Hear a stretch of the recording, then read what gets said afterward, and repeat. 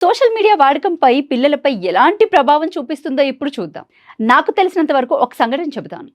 హైదరాబాద్లో husband and వైఫ్తో పాటు వారికి 4 ఏళ్ల పిల్లాడున్నాడు. వాడిని చూసుకోవడానికి నానమ్మ మాత్రమే ఇంట్లో ఉంటుంది.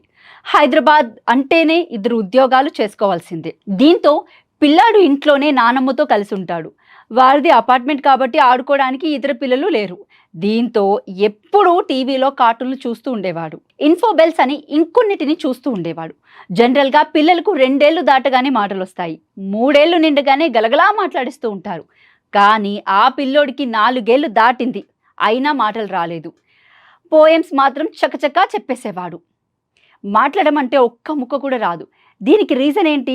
ఆ పిల్లోడికి మాటలన్నీ వస్తాయి కానీ నేర్పించే వాళ్ళే లేరు. మన విలేజ్లో చిన్నపిల్లలంతా కలుస్తారు. గోళీలు, బొంగురాలు ఆట ఇలా అన్నీ ఆడుకుంటూ ఉండేవారు.